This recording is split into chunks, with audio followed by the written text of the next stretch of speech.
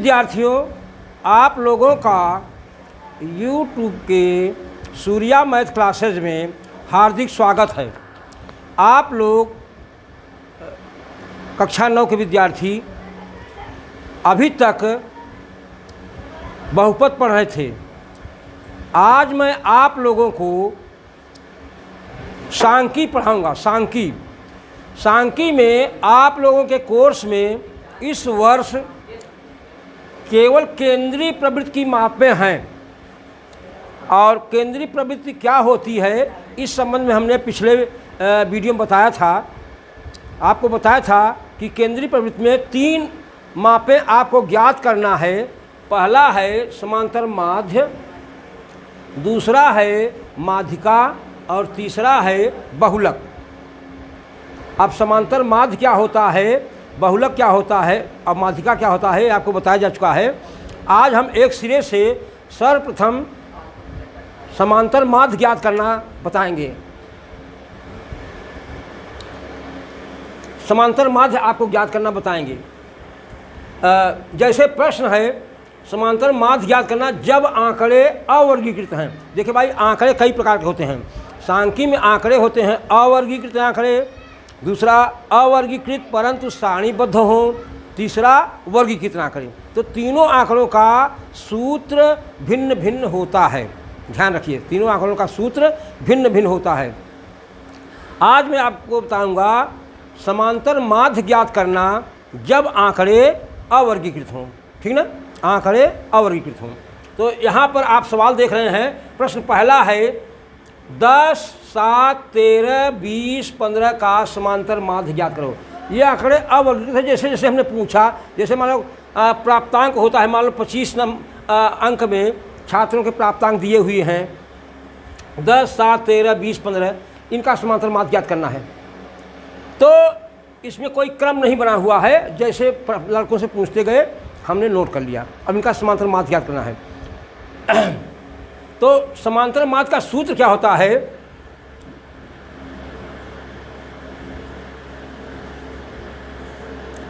समांतर माध्य बराबर होता है कुल पदों का योग, कुल पदों का योग,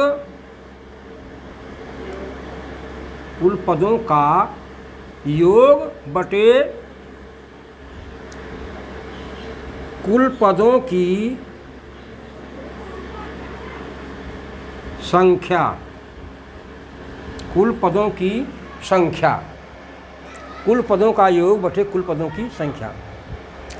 अब यहाँ पर देखिए आप कुल पद कौन कौन से हैं, तो आपको दिखाई पड़ा है यहाँ पर 10 + 7 + 13 + 20 और +15, ये है कुल पद हो गए। अब संख्या कितनी इसको गिनिए आप लोग, तो 1, 2, 3, 4, 5 पद हैं, अपने 5 छात्र हैं। पद माने 5 छात्र हैं, 5 लोगों का ए नंबर दिया गया है, तो बटे हो जाएगा 5।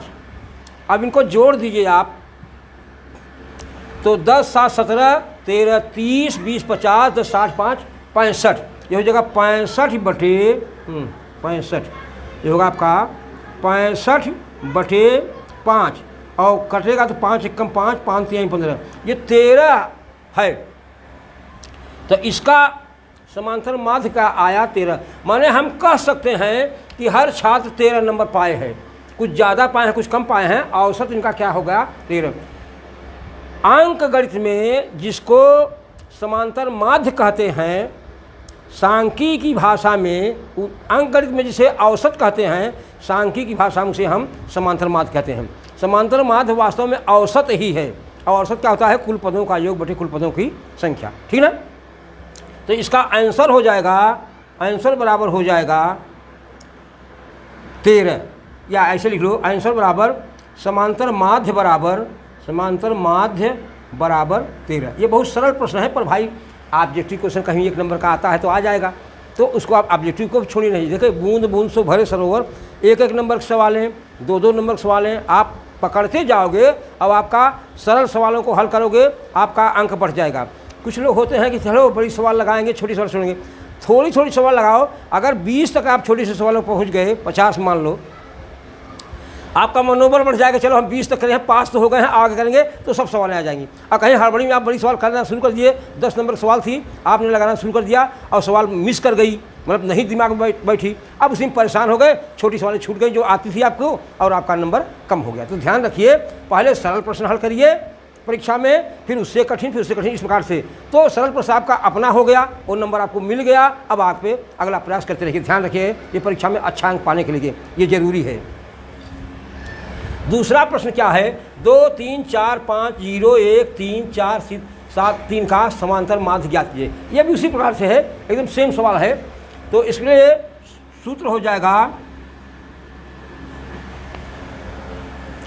ये सूत्र है, क्या है इसका सूत्र है, इसको याद रखिए आप, सूत्र, ये भी सूत्र हो जाता है, सूत्र हो जाएगा समांतर माध्य। अब देखो पूरा हमने इसे मान लिख दिया, मैंने समांतर माध्य, थोड़ा संक्षेप में करने की कोशिश करो। समांतर माध्य बड़ा हो जाएगा कुल पदों का योग बटे कुल पदों की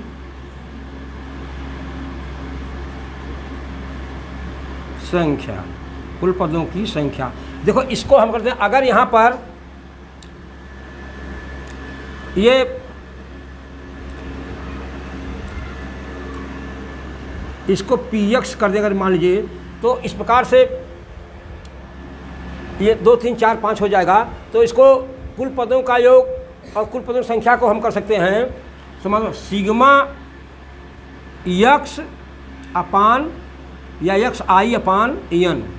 यक्स माने कुल यक्षों का जोड़, कुल यक्षों का जोड़, पी से पूरे, तो कुल यक्षों का जोड़ बटे एन माने कुल पदों की संख्या। ये संक्षेप फॉर्म हो गया, इसको गणित भाषा हो गई। ये हिंदी भाषा है, ये गणित भाषा है, आपको पता चलेगा ना। ये छोटा रूप हो गया, वो बड़ा रूप हो गया। तो ये अब आगे चल के हम केवल छोटा सूत्र प्रयोग करेंगे, काहे बहुत बड़ा लिखेंगे, कुल पदों का योग बटे कुल पदों की संख्या।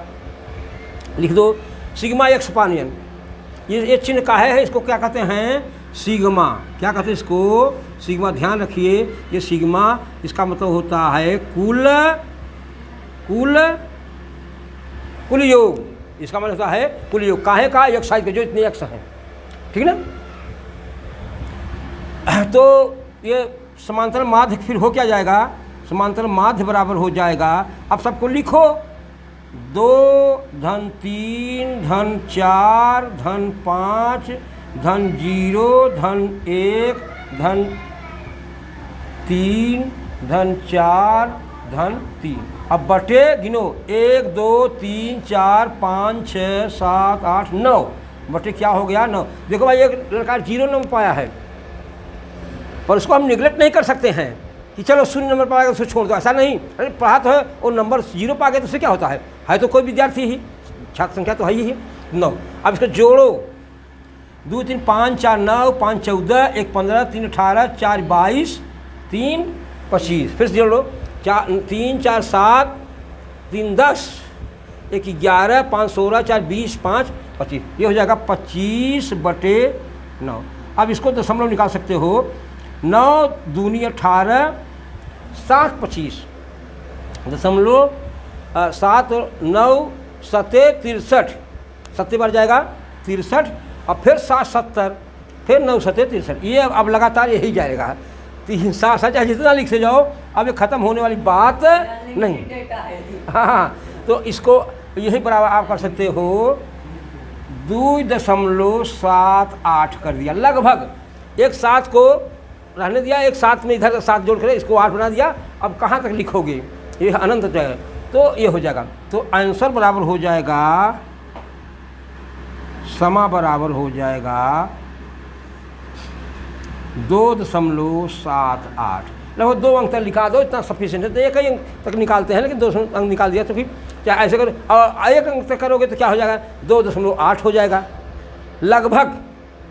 उधर 5 से ज़्यादा है तो उसको आधे में इधर मिला देते हैं।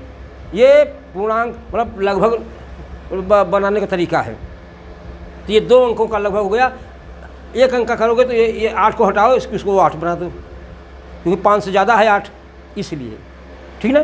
तो इस प्रकार सवाल ट्राई किए। आज हम यही सवाल बताएंगे आप लोगों को केवल, और आपने इसको इस प्रकार के सवाल लगा लीजिए। देखो भाई, ऐसा है कि सवाल सरल है पर जानना भी ज़रूरी है, इसको लगाइए और आगे जो है हम फिर बताएंगे समांतर माध्य ज्ञात करना जब आंकड़े अवर्गीकृत परंतु सारणीबद्ध हों। सारणीबद्ध कैसे होते हैं हम आपको दिखाएंगे। आप लोगों ने आंकड़ों का वर्गीकरण करना या उसको क्रमबद्ध करना सीखा है, और नहीं सीखा है तो फिर हम उसको बताएंगे, ठीक ना। धन्यवाद।